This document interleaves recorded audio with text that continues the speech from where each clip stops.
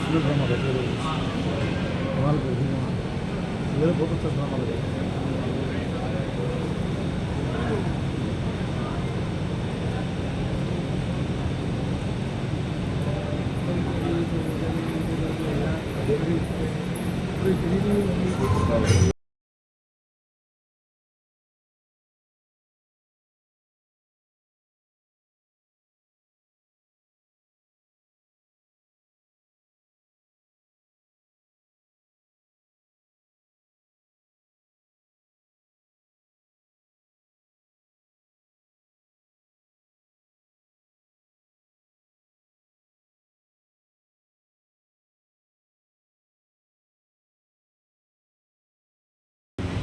मेरी अनेकों जन्मों से ये इच्छा है कि वैष्णवों के मन की बात जानकर मैं उनकी सेवा कर पाऊं, परंतु तुम तो ये जानती हो कि इस वृद्ध शरीर में ये नामुमकिन है।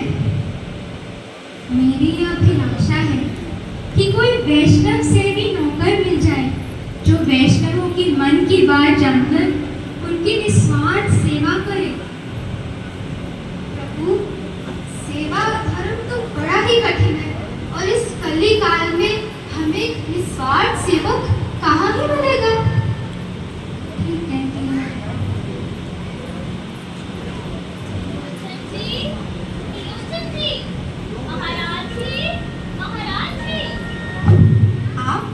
आप कौन? मैं वैष्णव सेवी नौकर। वैष्णव सेवी नौकर? जी। आप हमारे यहाँ नौकरी करेंगे? मुझे एक वैष्णव सेवी नौकर की अत्यंत अभिलाषा थी। चाहता तो मैं भी हूँ, लेकिन मेरा और मेरे मालिक का स्वभाव कुछ मिलता नहीं है महाराज जी। स्वभाव नहीं मिलता? आपका क्या स्वभाव है जो आपके मालिक से नहीं मिलता? मैं बस नित्य 10-15 किलो अन्न का सेवन करता हूँ और मेरा मालिक मुझसे रुष्ट हो जाता है और मुझे भगा देता है। आप सिर्फ खाते ही हैं या कुछ काम भी करते हैं? नहीं नहीं महाराज, मैं सारे काम करता हूँ, सब काम करता हूँ। आवश्यकता के अनुसार आप जो काम मुझे देंगे मैं वो काम कर लूँगा और वैष्णवों की सेवा तो मैं बहुत समय से करता आ रहा हूँ। अच्छा, तो मन लगाकर करते हो या नहीं? पूरा मन लगाकर करता हूँ महाराज। ठीक है, फिर तुम्हें जितना खाना हो तुम पेट भर के मन भर के खाना, परंतु 4-5 दिनों में चमक धमक दिखाकर भाग तो नहीं जाओगे?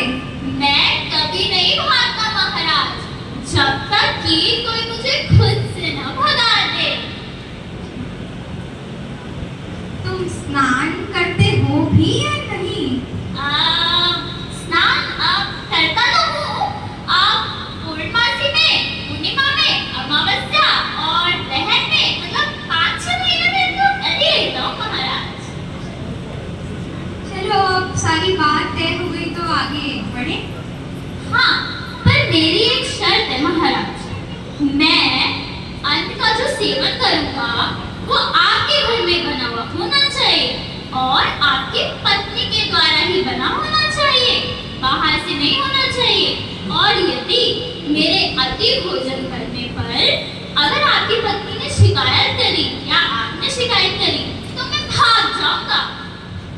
निश्चित रहो, आज से तुम नित्य संतों की सेवा करना और देवी तुम इनकी सेवा करना। आज से ये संतों का दास और देवी तुम इसकी दासी बनना।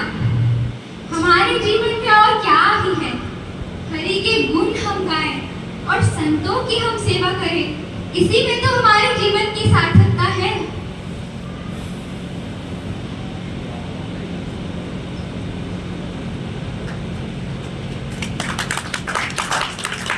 बहुत सुंदर, अति सुंदर। इस तरह श्री त्रिलोचन जी ने बड़े प्रेम से रगड़ रगड़ कर अंतर्यामी को स्नान कराया, उन्हें नवीन कपड़े, चप्पल और कंबल धारण करवाया। अंतर्यामी अति सुंदर लग रहा था, कोई भी देखता तो उसे देखता ही रह जाता था। तो देखते हैं अंतर्यामी किस तरह वैष्णवों की सेवा में लगे हुए हैं।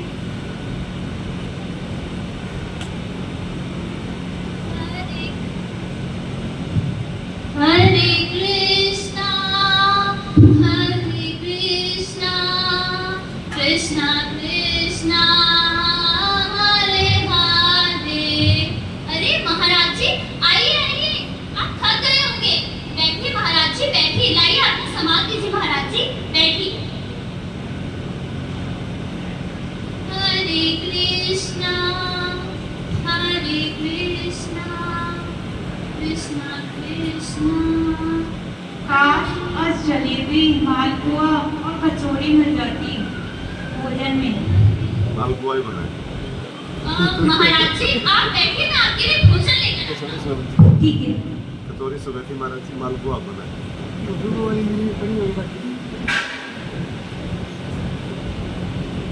लीजिए महाराज जी पाइए।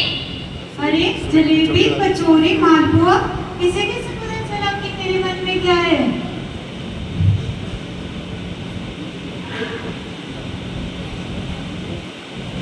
पाइए महाराज जी पाइए। बहुत स्वादिष्ट।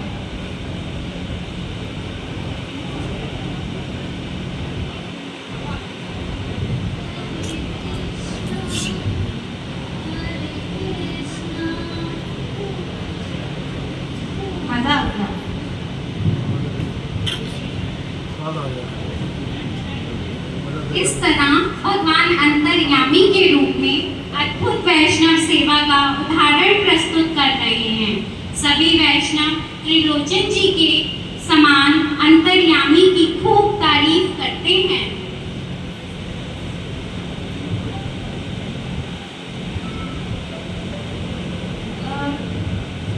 लगता है तुम्हें चरण सेवा करने की बहुत अभ्यास है अंतर्यामी। नहीं महाराज, ये तो आप जैसे महान भक्तों की कृपा है, वरना कहाँ मुझ जैसा अधम और कहाँ आप जैसे महाराज। और मेरे को ये सौभाग्य मिल रहा है कि मैं आपकी सेवा कर पा रहा हूँ महाराज। अरे वैसे आपको मेरी सेवा से इतनी प्रसन्नता हुई है तो कृपा करके मुझे कोई कथा सुनाइए जो सुनकर आनंद आ जाए, परमानंद आ जाए महाराज। हाँ अंतर्यामी, ये तो तुमने बहुत अच्छा कहा। मैं तुम्हें एक अद्भुत कथा सुनाता हूँ। ये कथा है रामायण से। एक बार भाद्रमान में उसी समय जटायु, जो कि एक गिद्ध था, उसने देखा कि माता सीता बहुत ही कष्ट पूर्वकता से पुकार रही है मदद के लिए, तो उससे रहा नहीं गया और वो चला गया माता सीता की सहायता के लिए। परंतु वो एक गिद्ध था और रावण, जो कि त्रिलोकीनाथ था, उसे पता था उसके पास इतना सामर्थ्य है ही नहीं कि वो रावण से युद्ध में जीत पाए। लेकिन फिर भी बिना सोचे समझे वो चला गया युद्ध भूमि में और उसने अपनी पूरी जान लगाकर युद्ध किया भगवान राम की सेवा के लिए। लेकिन होना क्या था, उसके दोनों पांव रावण ने काट दिए और वो इतना तड़पता हुआ वहीं पर घायल हो गया।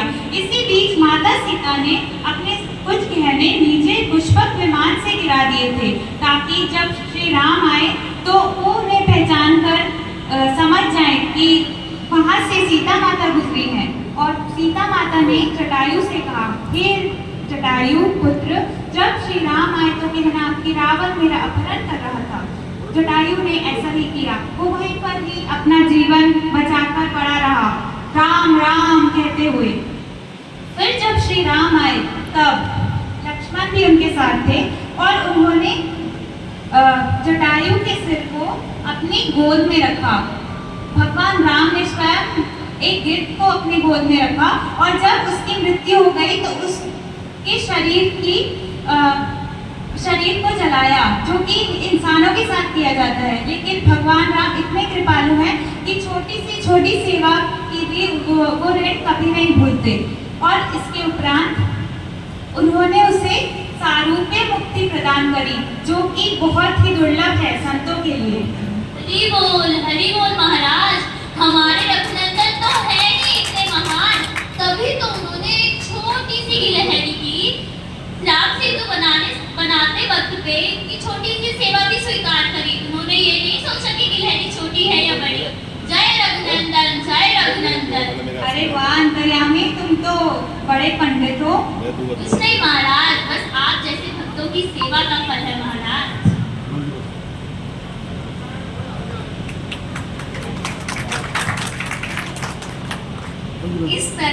भगवान संतों को और संत भगवान को खूब लाड लड़ाते हैं।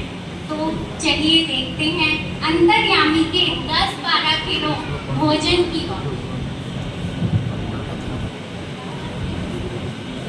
मैया, ओ मैया, मैया भोजन लाओ मैया। अरे पापा ला रही हूँ, 1 मिनट। वाह, गुलाब चावल, रसगुल्ला, कढ़ी चावल, राजमा चावल, वाह मैया वाह, ये तो बहुत ही स्वादिष्ट लग रहा है मैया। पर मैया और लाओ। अत्यंत स्वादिष्ट, आपके प्रसादों में से तो अमृत बरस रहा है मैया। और लाओ मैया, और लाओ। अत्यंत स्वादिष्ट मैया, और लाओ मैया, और लाओ।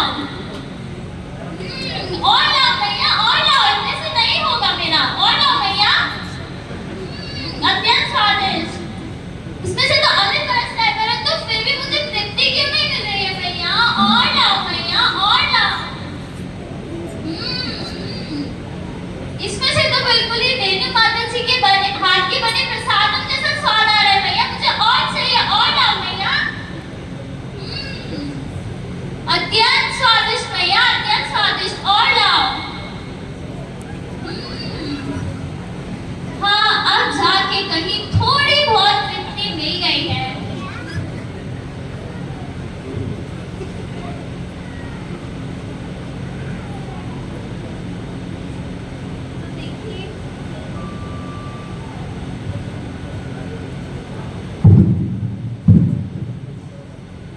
तो देखिए कैसे त्रिलोचन जी को सभी वैष्णव बड़ा ही सौभाग्यशाली बताते हैं कि कितनी वो बहुत ज्यादा सेवा करते थे वैष्णव, है ना। और अंतर्यामी को बहुत ही अच्छी सेवादार बताया जाता है। तो आप देखिए त्रिलोचन जी की पत्नी बड़े प्रेम से भोजन कराती, जेठ की जेठ रोटियां खूब खिलाती और खत्म हो जाती, पर ये खाना बंद नहीं करते। चौका भले ही बंद हो जाए, नहीं तो पूछने पर भी यही कहते, और खाओ और लाओ। भाई जगन्नाथ गिरिराज धरण जो है, एक दिन 1 वर्ष बाद त्रिलोचन की पत्नी घर के बाहर निकली तो सभी लोग उनकी थकावट के बारे में प्रश्न करने लगे।